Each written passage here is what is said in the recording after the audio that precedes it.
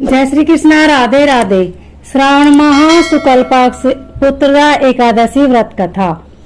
धर्मराज युधिष्ठिर बोले कि हे भगवान, अब आप मुझे श्रावण माह के शुक्ल पक्ष की एकादशी की कथा सुनाइए। इस एकादशी का नाम तथा इसकी विधि क्या है, सो सब कहिए। श्री मधुसूदन बोले कि हे राजन, अब आप शांति पूर्वक श्रावण माह के शुक्ल पक्ष की एकादशी की कथा सुनिए। इस कथा के श्रवण मात्र से ही वाजपेय यज्ञ का फल मिलता है। द्वापर युग के प्रारंभ में महिष्मती नाम की नगरी में महिजीत नाम का एक राजा पुत्रहीन था। वह सदैव चिंताग्रस्त रहता था।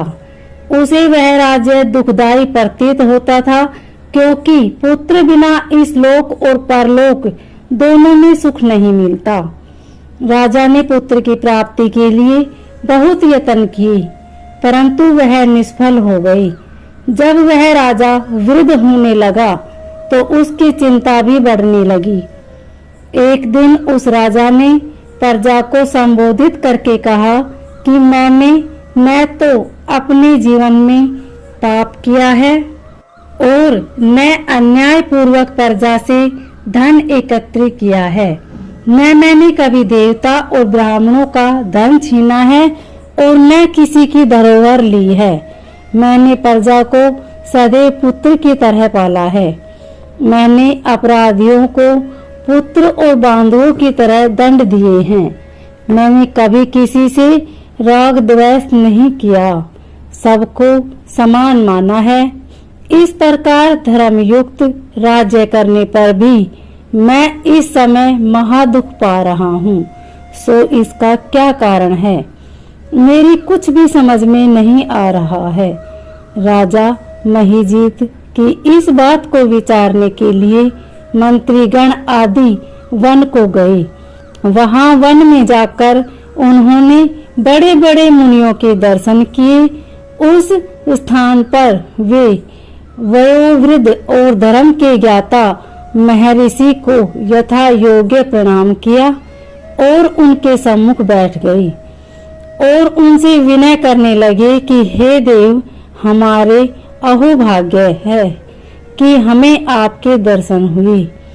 इस पर लोमस ऋषि बोले कि हे ब्राह्मणों, आप लोगों की विनय तथा आपके सद्व्यवहार से मैं अत्यंत प्रसन्न हूँ।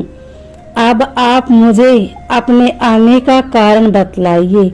मैं आपके कार्य को अपनी शक्ति के अनुसार अवश्य ही पूरा करूँगा, क्योंकि हमारा शरीर ही परोपकार के लिए बना है। इसमें कि चिंतित मात्र भी संदेह नहीं है। लोमस ऋषि के ऐसे वचन सुनकर सब मंत्रीगण बोले कि हे महर्षि, आप हमारी समस्त बातों को जानने में ब्रह्मा से भी अधिक हैं। महिष्मती नाम की पुरी में एक महिजीत नाम का धर्मात्मा राजा है। वह प्रजा का पुत्र की तरह धर्मानुसार पालन करता है, परंतु फिर भी पुत्रहीन है। इससे वह अत्यंत दुखी रहता है। हम लोग उस राजा की प्रजा है। प्रजा का यह कर्तव्य है कि राजा के सुख में सुख माने और उसके दुख में दुख माने। हमको उसके पुत्रहीन होने का अभी तक कारण प्रतीत नहीं हुआ है। अब जब से हमने आपके दर्शन करे हैं, पूर्ण रूप से विश्वास है कि हमारा कष्ट अब अवश्य ही दूर हो जाएगा। अतः अब आप हमको राजा को पुत्र प्राप्त होने का उपाय बतलाइए। इस पर लोमस ऋषि ने एक क्षण के लिए नेत्र बंद किए और राजा के पूर्व जन्मों का विचार करने लगे। वे विचार करके बोले कि हे ब्राह्मणों, यही राजा पिछले जन्म में अत्यंत निर्धन था और बुरे कर्म किया करता था।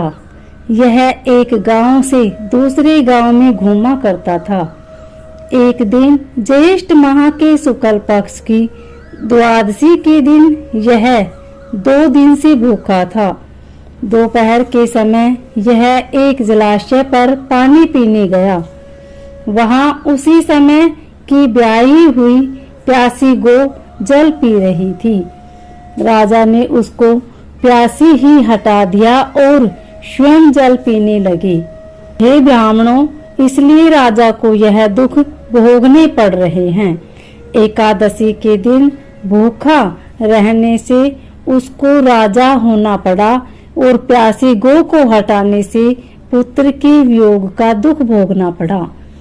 इस पर सब लोग बोले कि हे महर्षि, शास्त्रों में ऐसा लिखा है कि पुण्य से पाप नष्ट हो जाता है, इसलिए कृपया करके आप राजा के पूर्व जन्म के पाप नष्ट होने का उपाय बतलाइए, क्योंकि इस पाप के क्षय होने से पुत्र रत्न की उत्पत्ति होगी। ब्राह्मणों के ऐसे वचनों को सुनकर लोमस ऋषि बोले कि हे ब्राह्मणों, यदि श्रावण माह की शुक्ल पक्ष की पुत्रदा एकादशी को तुम सब लोग व्रत करो और रात्रि को जागरण करो और उस व्रत का फल राजा को प्रदान कर दो, तो तुम्हारे राजा को पुत्र रत्न प्राप्त होगा। मंत्रियों सहित समस्त प्रजा महर्षि लोमस ऋषि के वाक्यों को सुनकर प्रसन्नता पूर्वक अपने नगर को वापस आई। उस समय लोगों ने श्रावण मास के शुक्ल पक्ष की पुत्रदा एकादशी को लोमस ऋषि की आज्ञानुसार विधि पूर्वक व्रत किया और द्वादशी को उसका फल राजा को दे दिया। उस पुण्य के प्रभाव से रानी ने गर्भ धारण किया और 9 महीने पश्चात उसके एक अत्यंत तेजस्वी पुत्र रत्न प्राप्त हुआ। हे राजन, इसलिए इस एकादशी का नाम पुत्रदा एकादशी पड़ा। जो मनुष्य पुत्र रत्न को प्राप्त करना चाहता है, उन्हें इस एकादशी का विधि पूर्वक व्रत करना चाहिए।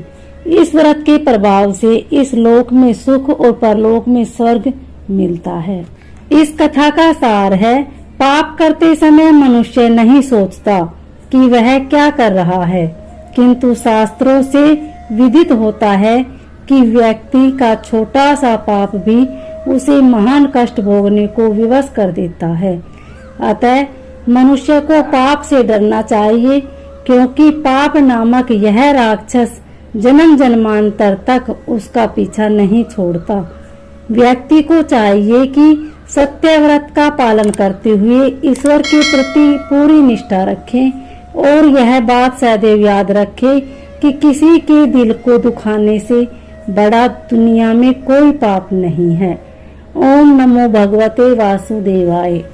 उम्मीद है आपको यह कथा अच्छी लगी होगी। अगर अच्छी लगे तो वीडियो को लाइक शेयर सब्सक्राइब जरूर करें। धन्यवाद। कमेंट में ओम नमो भगवते वासुदेवाय अवश्य लिखें।